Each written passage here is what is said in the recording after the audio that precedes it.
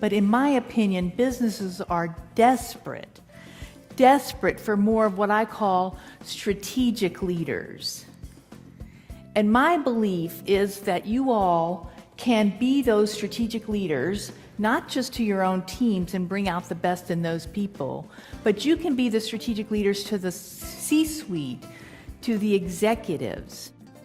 And I want to share with you some really, really important things about how to bring your best self and how to bring out the best in other people consistently, not just like once.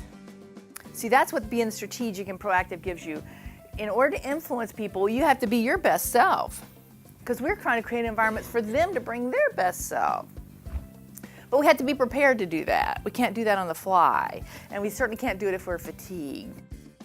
I have 8 habits about how to bring out your best self and be what I call a strategic leader that brings out the best in other people. So the first habit is to arrive places early.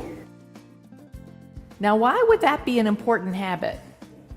Well, we all know that when you don't arrive early, you get behind a school bus. And then you get caught up in some construction traffic. And even those of you in organizations where you're not really going out, you're not in sales, so you're not out in construction traffic all day, but just think about your own day-to-day activities. Instead of booking up an hour-long meeting and then having 2 or 3 of those back-to-back, just book 45-minute meetings. And people say, well, gosh, that'd be a waste of time. I can't get in as many meetings. But guess what? If you become proactive and strategic, you won't need to be in as many meetings because you'll be asking better questions. If you get there 20 minutes early, you can start to ask yourself, now what's the purpose of this meeting? What role am I supposed to play? Am I the decision maker, or am I here to brief the decision makers? How might I influence those decision makers more effectively? So the third one is to make sure you calendar everything. The fourth one is to do what I call a commitments review. To take just an extra 3 to 5 minutes and run your fingers through that calendar. What do I have coming up this afternoon? What do I have coming up tomorrow? If you do that consistently, in a week or 2, you'll be looking out a month or a quarter. And this is how you become proactive and strategic. You all are in the people business, and I'm in the people business, and we know that if you have people in your organization, then you have people problems, right?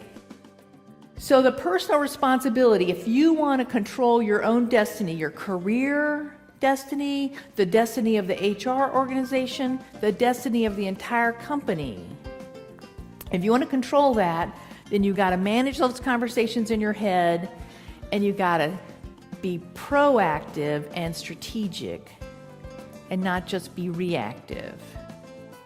If you can connect these dots, you're going to be more mindful, you're going to be more aware, you're going to create more white space on your calendar, and most importantly, you're going to be able to bring out the best in other people. You're going to be a leader to yourself first and foremost, and then it's going to be easier for you to be a leader to other people. So the Dalai Lama says that when you talk, you're just repeating what you already know, right? But when you listen, you may learn something.